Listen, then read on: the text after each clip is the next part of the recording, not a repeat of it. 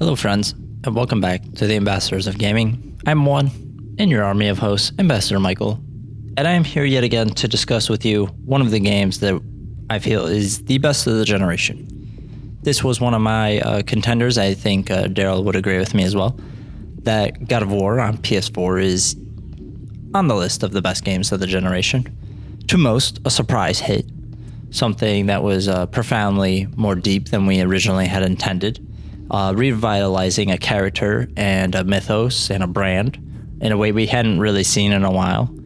Kratos is well known to be one of the much maligned and despised characters of the PlayStation brand. Not many people are a big fan of his previous games. They're very much from the dude bro era of video game design. And so Kratos is basically a real jerk. That's the point of the story. And he's really just not a good human being. But with this game, they wanted to make him somebody instead of just this angry, pissed off guy all the time. They wanted to give his character a definition, give him something to actually work for other than I'm mad because everybody is constantly screwing me, so I'm going to kill them.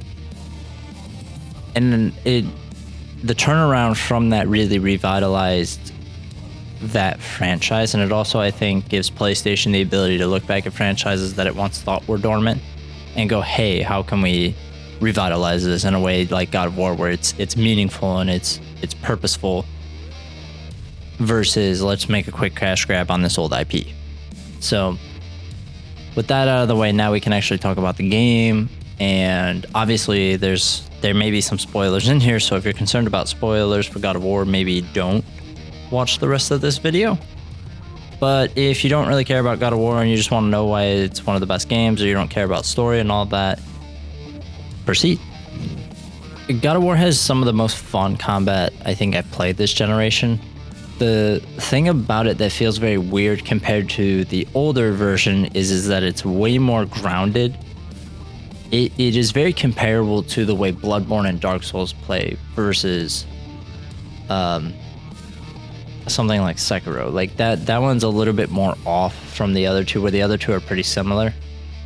And God of War feels more like Dark Souls in terms of how heavy Kratos is. He's very, very heavy. He's very, very slow. He's very tanky, and he's intentionally built that way to show his age, which makes sense. You know, he's old. Of course, he's slowing down. He's a half god, so he's mortal. All this stuff, you know. And so they translated the story element into the gameplay, and we're like, okay, he's gonna play like an older guy because that makes sense. So he's still strong as hell, super strong, a good tactician in combat, and his moves are really, really great. The axe is super important. It is vital to the game. Don't get me wrong, the melee combat with his fists is also good, but the axe is what's honestly great about the combat.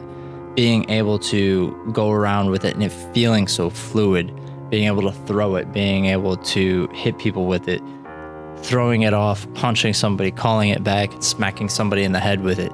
It's just so well thought out, and it's just so much fun to actually play, that clearly that's where a lot of time and effort went into. I think in hindsight, what makes the game so good is that its focus on gameplay and level design is what really, really pushes it to that next level. And I know the story is intentionally very slow and dramatic and world building, and obviously they want to do more with the series. PlayStation obviously wants to do more with it because it's one of the best selling PlayStation games of all time now.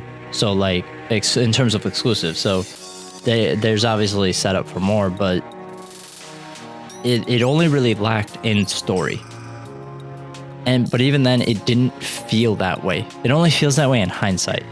When you play the game, it feels meticulously crafted. You don't see the cracks and sort of the game tricks, the designer tricks and all that kind of stuff until you go and you try to like really platinum the game or like get the 100%. that's when you'll start to see the cracks of the level design and like going back, and like it's a really big pain in the ass to traverse the map if you're not going in the way it was designed for you to walk. So backtracking and finding stuff is a real bitch. But when you're playing through it the way it's intended to be played, it's really well done. It's really well thought out. It's really beautiful. Again, the story is lacking, but I don't think that matters much to a lot of people. The gameplay is what matters, and the gameplay is really well done, and it's really strong. The RPG elements of the game are not great, in my opinion. They're near the end. Once you get really cool abilities, they're nice, but overall, I don't really find them necessary. The ability tree is much more preferred to me. I like the ability tree a lot. I think it does a lot more for you, enhances your combat, and it just overall is more important, I think. Obviously the level system and the armor matters in terms of how you deal damage to opponents and blah blah blah and all that, but overall I could do without. But really what you're going to spend the time with is Kratos, his son, the world, and the combat, and it just has a flow. By the time you're getting bored of like, okay, we're doing this really slow journey, I'm getting bored, it picks up with combat, and it always paces it really well throughout the entirety of the game. By the time you get to the end of it, it does feel like, wow, I've been on this long journey. And the revelation at the end is kind of unnecessary in my opinion. I know it's a setup, but it feels unnecessary. And I can't remember, I believe the mom was a giant, I think, at the end. I think that was the twist. She's a giant, and the son, his son, she originally wanted to call Loki. So that's like their twist at the end. I'm not really sure that was needed. Honestly, I thought he was being developed as his own character throughout the game. And he actually had a character arc. He actually grew as a person and understood, and his dad taught him things. And so that stuff kind of felt unnecessary, but again, we're not really talking about that. We're talking about why it's the best of the generation, and that again comes down to level design and combat. It's relatively short if you want to just play it as it's intended with the story and just not do side missions and stuff.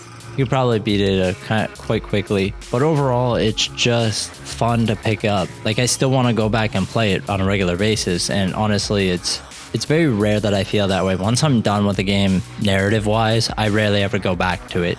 It has to be, I think, truly special for me to want to pick it up again. So I think that's all for me, friends. I'm going to leave you with some screenshots Daryl took when he originally reviewed the game. As always, he does wonderful work. And if you would, please do the like, share, subscribe, engage. Let us know if you've played God of War, what you think about God of War. And if you haven't played God of War, go pick it up, play it. It's on PlayStation now. You can pay $10 for a month, get a whole access to it, download it, play it, and be done with it by the end of the month. If not, go buy it. It's only $20. Till next time, friends, I'm Ambassador Michael. Again, please do all of the engagement. It really helps us. We really appreciate it. And every little bit helps. Until next time, friends, goodbye.